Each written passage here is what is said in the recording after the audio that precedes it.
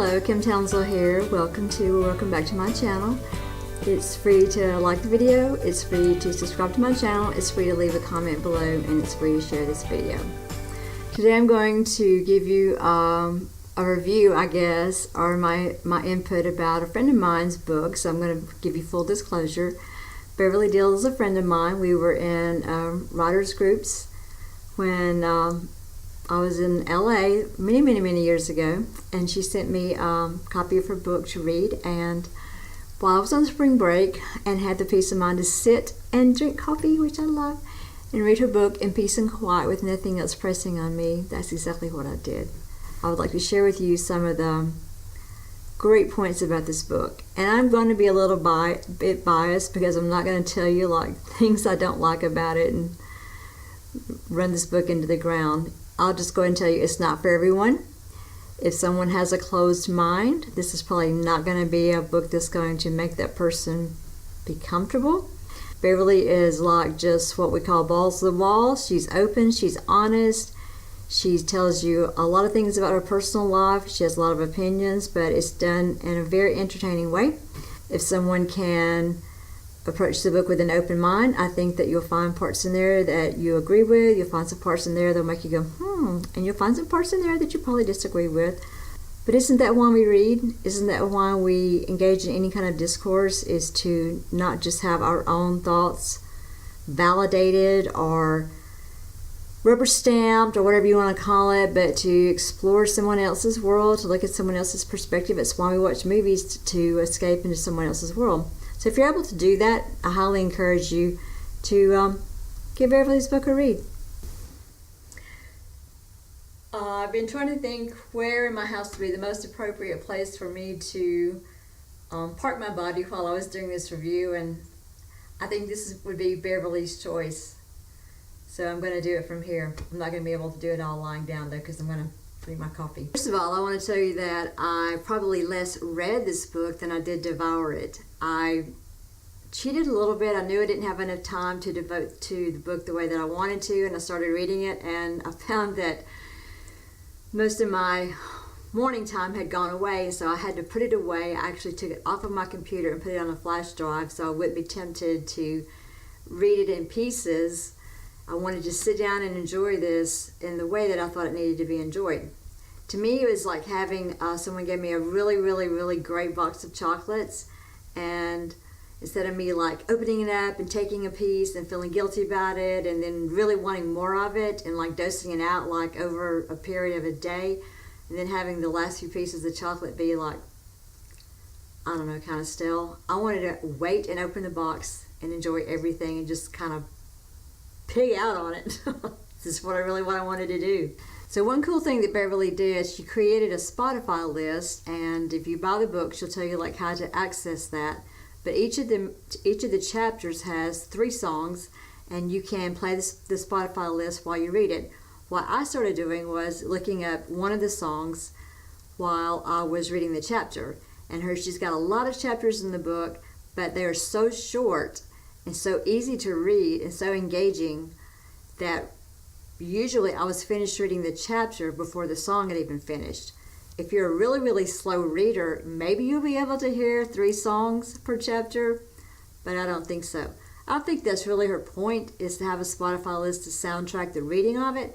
I think the songs are really just to frame the chapters, to give them like a little bit of perspective, which I think is really cool, because one of the books that I wrote a long time ago that actually was the reason why I met Beverly, I titled each of the chapters with a song, because it was about musicians, and I found a song title for each of the chapters, so I thought that was cool. And also I have a screenplay going on, and I made a CD for it, and I play it to keep me in the mood, to get me thinking about finishing the screenplay, which I need to finish. And I also made a CD about the book that I had the chapters labeled after the songs, so I used to play those as well, but that actually took up 3 CDs. So she and I are like that. See if I can drink this coffee without spilling it on my bed. If I do, so what? So I've made some notes I'm going to refer to so I don't forget things I want to talk about. But basically, Beverly has framed this book around when she was diagnosed with breast cancer. She is honest about it. She talks about going through the lumpectomy. She talks about going through the radiation, the tattoos that they do so that they can get the radiation devices in exactly the correct spots each time. She talks about a boob fungus that she got, because Beverly is like, she has way more gifts up top than I do. So she talks about how she got a boob fungus, and she's very open about how she treated that and how she shows pictures and things of it. She shows pictures of a lot of things in her book. She's just totally open and honest. So if someone wants a true account of what might really happen undergoing breast cancer diagnosis and treatment, this book is going to do it for you. She also shows the pictures of her breasts from the during and after the radiation, and she's just quite honest with the disfiguration and the pain and the changes that it caused in her body. So I love that about Beverly. That's one of the best things about this woman, is that she's just really honest, and if she tells you something, she has thought it out, and she's telling you in the best language that she knows, and that's what she really believes and or feels at the time. And Beverly's probably one of the only people that I know in my life. We're constantly trying to find the best word or the best way to say something, and we're very conscious about that. She and I don't always agree in the end. Sometimes we disagree on the nomenclature. Sometimes we disagree on the way that the syntax and things like that. But she and I are trying. And I know a lot of people just don't think that things like that are important, but Beverly and I do. Another cool thing that Beverly does is when she's writing, she'll say what she really probably means. And then instead of deleting that, she'll just put a strike through it, and then put the probably more, I don't know, politically correct or reader friendly or print friendly, whatever you want to say, phrase or word after it. And it's kind of funny because you're thinking, you're getting a little peek into that mind of hers and thinking that's what she really meant. And it's funny. Most of the time it's true. It's what we're all thinking, but we're like, we can't say that. Let me give you like the filtered version. So the little strike throughs give you the unfiltered version. Then she follows up with probably what people expect us to say. Beverly also talks a lot about body image. I'm going to read you something straight from what she says. As these thoughts pass through my mind, tears stream down my face. How often I have starved my body with diets, deprived it of sleep, exercised too much or not at all, stuffed it with garbage, and then resented it for not being the right size or shape, instead of recognizing what an amazing and loyal companion it had been to me all my life. My body stumbled on gallantly as best it could, loving me and giving me pleasure, allowing me to work, parent, and do so much physically, even when I didn't love it back. Isn't that profound? Our bodies service us so well, and sometimes they do go Judas on us, but how much time out of the day do we spend sending negative thoughts to our body? It's a wonder they do anything for us. What if those negative thoughts are what's causing us disease? I couldn't keep waiting to love my body at some theoretical point in time when it became thin enough or cancer-free enough or some other enough, because I knew it never would be enough. Right then, right there, I was enough, I was worthy, I was good enough to be loved by my family, my friends, and my lovers. And hell yes, I was even good enough to be loved by myself. She also talks about cuddling, and she says the science has demonstrated that cuddling does the body good. It relieves stress, it reduces blood pressure, it releases endorphins, oxytocin, and a variety of other feel-good chemicals that boost the immune system, relieve pain, and create a sense of well-being and happiness. And cuddling is awesome. There's science that talks about how skin-on-skin therapy is really, really good for babies that are born prematurely or babies that are super, super sick. That skin-on-skin therapy, especially from a parent, has proven to be a factor in helping them thrive. Why would that stop once we become adults? Skin-on-skin therapy, it's a good thing. Beverly also talks about the critique group. The way I met Beverly was a long time ago. I had written a book and didn't know what to do with it, so I printed it out and shoved it under my bed. When I moved to California, I carried it with me, and somehow on some kind of old social media, I found out there was a critique group. And it was at Beverly's house. So I take my first 10 pages, I go over there. I don't know anybody in the group. I don't know where I'm going. I think it was pouring down rain in LA the first day, and I'm thinking, there's so many signs telling me not to go to this group. But I stupidly went anyway. I go in, introduce myself, have my 10 pages, and I'm just scared to death. I'm thinking, I can't read these aloud or have these people give me feedback. And I think Beverly actually read my 10 pages aloud because I wanted to hear someone else read them. And they gave me some feedback, and I left feeling absolutely gutted. Just they gave me so much feedback about things that changed, things that I had not even seen. But I felt so empowered because they invited me back and told me to bring the 10 pages back with the changes. And I did.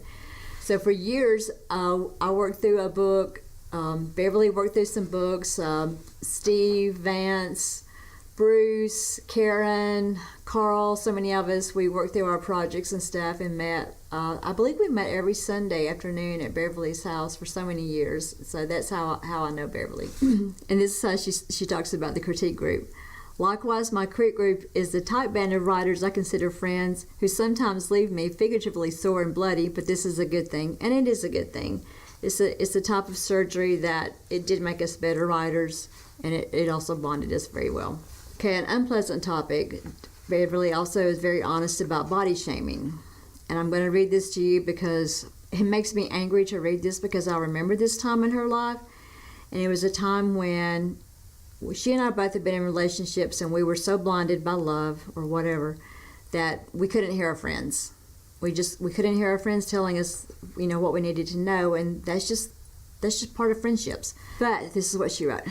But that toxic ex planted deep landmines of body shame in me by continually talking about how he thought the sexiest women were those with long, slender thighs, mine are long but thick, and small breasts, mine are not small, and about how beautiful I used to look when I was 17.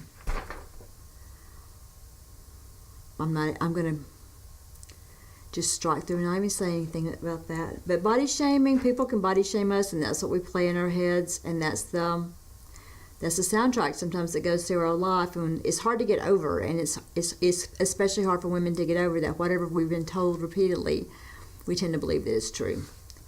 It is a thing. It is an issue. And even women that other women say, oh, well, you look so great, they still don't think that they do. We tend to see our flaws instead of our things that are pleasing to other people, I guess. Beverly had the courage to go have pre-surgery photos made with a photographer named Nick Holmes, and she just had a lot of courage to do this because she wanted to photograph herself because she didn't know she was going to end up having her breast removed, disfigured. She didn't really know what the outcome was going to be. And people talk about their bucket list and what they're going to do and what they're going to do and what they're going to do and all this, and Beverly did it. She took the plunge and did it.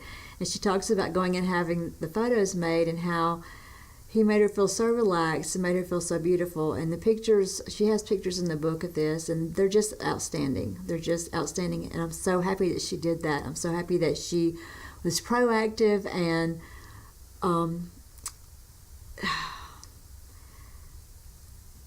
treasured her body, both before, during, and after. Excuse me, treasured her body both before, during, and after this whole process, and I hope she still does. But she talks about the pictures being evidence of her courage and confidence, and they really and truly are. We all do need evidence that we've done the things, and sometimes it's important to go back and look at the evidence that we did the things. It's when I have bad days as a teacher, I go back to what I call my love box, and it's just letters and thank you notes and things that students and parents have given me that validate that I did do something right for them, at least. And it's, you need to keep on going. Don't let this one day or this one event get you down. But the evidence can be super, super important to us, and I'm so glad that Beverly gathered this evidence for herself. And evidence can be a really important reminder to us for our bodies, for the things that we've done, for our relationships. When our thought processes go Judas on us and tell us that we're complete failures in our relationships, or we're complete failures in our job, or complete failures in our taking care of ourselves, those pieces of evidence can serve as reminders of, you know what, I'm not.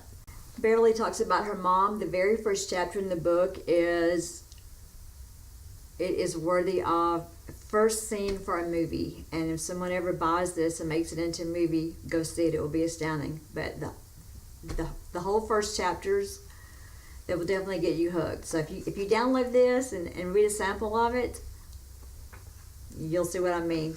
And I'm going to read this part about Beverly's mom. She had thought that she was going to have the same outcome as her mother's breast cancer. And something happened in here, and I'm not going to tell you what it is. But Beverly wrote this. The news felt like a birthday gift from my mom. Here, my lovely daughter, you really and truly do not have my breast cancer. Your journey is going to be so different from mine. I love you. Isn't that great? Isn't that great? She also talked about something that's one of my pet peeves. And in American society, females are taught at a very early age to appropriate our thanks, to appropriate our acceptance of cultural things with our bodies instead of just our voice being enough. So this is what Beverly wrote that reminded me of that. In most cultures, we are raised to disregard our feelings about body autonomy. Kiss Uncle Marty, sit on Santa's lap, eat grandmother's rhubarb pie. We're raised to believe it's not polite to check in with ourselves and say no. The problem is, of course, if we're not free to say no without horrible things happening to us, familial or social ostracizing, losing a job, housing, etc., then any yes becomes much less meaningful and authentic. And I just remember, we don't need to tell our daughters and our nieces to hug someone to tell them thanks, or to sit on somebody's lap, or to have to use our body to express any kind of anything to anyone. We don't. I'm to the point now where I don't even want to shake hands with someone, because why can't I just say hello and like not have to put my body at risk for germs or a misunderstanding or a wrong message? Something to think about. Now, this is one thing. Beverly talks about things in her life, and I love how she phrases it. She calls them a sting. That something happened that someone says, and she gives some examples of this as a sting. And Beverly gave me a sting one time.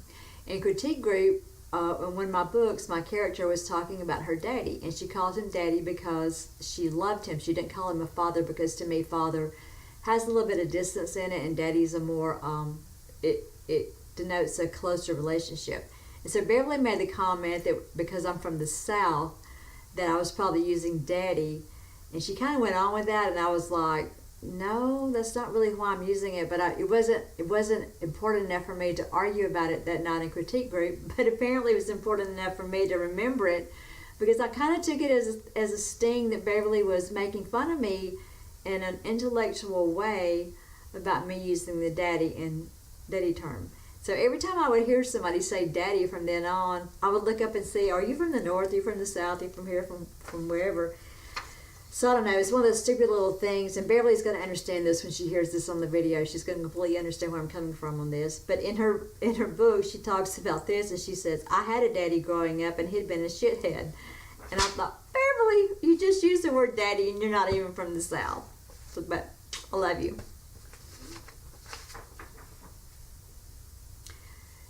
This also resonated with me. She's talking about the people say there's a link between drinking and breast cancer, between diet and breast cancer, between obesity and breast cancer, between blah, blah, blah, blah, blah, blah, blah, whatever, breast cancer. I also had a bout with breast cancer. I had a very small, it was a non-normal presentation, and everybody kept telling me, well, it's not breast cancer if it does that, it's not breast cancer if it does that. That's what I heard for like a year, and finally, even when the surgeon took it out, he said it's not breast cancer, but I said send it to pathology, and it turned out that it was breast cancer. So I believe in trusting your instinct on that. I did the math to go back to see when the cancer originated with me, and it happened when I was under a lot of stress and what ended up being unhealthy relationship. And I always wondered, well, did that have anything to do with it? So Beverly talks about this in her book. She says, I did the math, and based on my research into breast cancer growth rates and the lab results of my personal tumor, by all indications, my cancer was born at a time when I was not overweight, but was in that toxic, emotionally stressful relationship, as was mine. Which leads me to wonder, what if toxic relationships are causing a lot of our cancers? People who haven't gone through it don't understand why some of us say that the cancer experience was a great thing that happened. It's not the best thing that's ever happened to me, but it certainly did wake me up. It's one reason why I'm choosing not to be in a toxic relationship. I have a family to live for, and I don't need a bad love to die for. Then Beverly also made me laugh out loud. She talked about when she goes to radiation, because she has really large breasts, and she was in the radiation tomb, was what I'm going to call it, and that they were having her to do all these twisting and lying movements, and they had to take one breast down to get the other one radiated, and she calls it radiation twister. That's hilarious. I love this woman. I love this woman. You guys should read this book. Then in the sad part, she talks about her boss Barry, and I'm not going to tell you what happens about that, but I agree with Barry that many times, we need to eat dessert first, and sometimes I just eat dessert only. Like, people make fun of me for going and getting a Blizzard for dinner, and I'm like, it's what I want. I'd rather have a Blizzard than anything else, and I make the calorie count work, and I'm having dessert for dinner. So, yay, Barry. Beverly also talks about a book that I recently read that had a big impact on me. I wish I had read it many, many years ago. I probably would have understood myself better, not felt so guilty about what I constituted as love. It's the 5 love languages, and she talks about that. She said hers is not acts of service, and mine is completely acts of service. But I think it's important to know that about yourself. It's so important to me that I recently bought a copy and gave it to my son and his wife, and I bought a copy for another young couple whom I dearly love, because I just think it's really, really good for couples to know that kind of stuff. Something else that Beverly talked about that I completely agree with, and I've wondered about a lot, and I'm going to read what she wrote. I was beginning to suspect that radiation was the new cash cow like tonsillectomies or colonoscopies used to be. The doctors and medical facilities make bank regardless of how well the patients do or how unorthodox the treatment cycle might be. Paid for by the number of procedures performed, not by results. There is a money-making element to cancer treatment. When you think about it, if you have a silent cancer that has, as mine did, non-normal presentation, how do we even know that it's really cancer? We're trusting the medical community to tell us that it's cancer, that this is the treatment that you need, blah, blah, blah, blah, blah, blah, blah, blah, blah. Well, okay, just, playing the devil's advocate, they're making a lot of money off of us having cancer. And if a doctor says, well, you've got cancer, but we did this and it's cured, that makes that doctor look better, right? So I'm just saying, if you have an unethical doctor, the more cases of cancer you have cured, then the better your business is going to be. How do we know what we're getting? We don't. We have to trust in the medical community. Has the medical community always been ethical and honest? No, it has not. You can do a little research in history and see that is true. Then this was hysterical. Beverly talks a lot about her sexual life, which is probably going to make a lot of people uncomfortable. But she said that her critique group wanted her to change the way she presented this. I'm just going to read how she wrote it because I cannot say this any better. Said, no, my critic group suggested this chapter might be better received if it was gentler, more of a coaxing to share my point of view rather than the screamingly furious throat-punching rant that constituted my first draft. No, girl, you just keep going out there screaming and doing your throat-punching rant. Every now and then is exactly what we need. But I so understand what the group meant by that. That some things you just can't tame down. Another thing I love about Beverly is that I'm all for empowering women. I really do believe if women would just quit picking on each other and try to build each other up, that, I don't know, maybe we could do a better job of things. And I'll just leave that there. But she gives a whole page to giving shout outs to what she calls breast cancer warriors. So thank you, Beverly, for adding me to that. I really appreciate it. And she's referencing my video series, The Last 1,000 Days, which you can just search my YouTube channel and find out more about that. Beverly also took one of the same breast cancer treatment drugs that I did. I was first put on tamoxifen, and then there was a trial coming out with Arimidex, and so it was, at the time, it was doing so well that they took me off of tamoxifen and put me on Arimidex, and the side effects of tamoxifen are just horrible. They're horrible! So this is what she wrote about that. The side effect mood swings bothered me more than the others, but at the same time helped me realize how much we're all at the mercy of the hormones and chemicals flowing through our bloodstream. And that is so true, because I remember looking at that tiny little pill, and Arimidex was even smaller than that, and I held it in my hand and think, how is this thing going to keep me from getting cancer? How is this tiny little pill going to do anything? Because it effectively is oral chemotherapy. And then I realized that it was about the same size as my birth control pill, which had kept me from getting pregnant. So if the birth control pill kept me from getting pregnant, maybe this tiny little pill could indeed help prevent the recurrence of cancer. But so when you look at it, something so small, it's hard to believe that it has that much power in it. Tamoxifen causes a lot of side effects, and so she has some of those, and this is what she told herself, which I think is hysterical. She said, eventually I learned to recognize this is a tamoxifen mood swing. Please secure your loose belongings in the pocket. I didn't say that right. Let me try again. Eventually I learned to recognize that this is a tamoxifen mood swing. Please secure your loose belongings in the pocket in front of your seat and keep your head and arms inside the vehicle. It was one of those rides that looks fun on TV, but in real life it makes you want to hurl. Tamoxifen and hormones do cause mood swings, and I think this is a very healthy way to look at it, just to realize that, hey, you know what? I've got to ride this thing out. There's not much I can do about it. Beverly's also brutally honest about breakups and relationships in her book. Brutally honest. And I like the way that she approached this, because when someone breaks up with us, it is a blow to our ego, and she just really and truly addresses that and says, this is the way it's going to be. So I'm going to read what she wrote.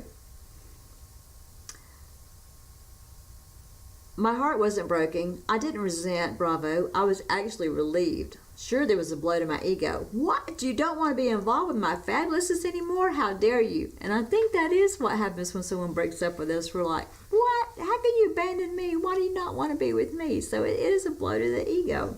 Talks about what I consider to be a very healthy way to assess and to view the end of relationships.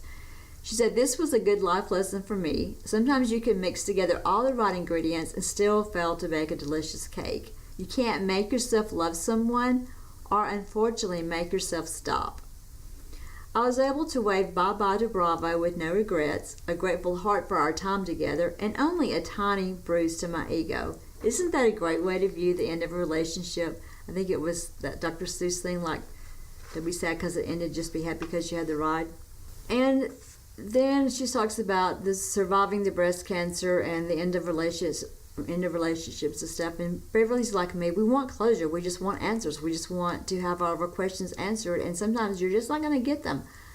I don't know why I had a breast cancer tumor. I don't know why Beverly got breast cancer. I don't know why she and I both got involved in what we consider now toxic relationships. I don't know why relationships that we've had since then that should have lasted didn't. We may never know. And taking up that mind energy, constantly saying why, I want closure. Sometimes we're just going to have to go on without it. We're just not going to get that closure that we need. So Beverly, thank you for reminding me of that. Thank you for reminding us all of that. That is truly a great life lesson. And to end up, one of the coolest things that she says towards the end of the book, if I could survive under those circumstances, I always would. That's an invaluable lesson to have in one's back pocket. Another lesson was that I could survive the lack of closure. I wanted closure. I wanted to know why. I have to accept that I may never know why so-and-so ghosted me. Or if someday I do get an explanation, it may be wholly unsatisfactory to me. Another invaluable lesson is just because you have other partners doesn't mean you won't get your heart broken, or that you will. Beverly, thank you so much for this book. Honey, I'm so sorry that you had this experience, but you and I are strong. We're going to get through it. for those of you that are watching this review, I highly encourage you to read this book. Have an open mind. You'll find pieces of yourself in her book. You'll find pieces of someone who you would never imagine yourself to be. But it's all good. Thanks for watching and listening to my review about Beverly's book. And remember, it's free to like, subscribe, leave a comment below, share this video if appropriate. And until next time, remember that we all have a story to tell, and we all need to be able to tell our story with our own voice. That is so, so, so important. Thank you.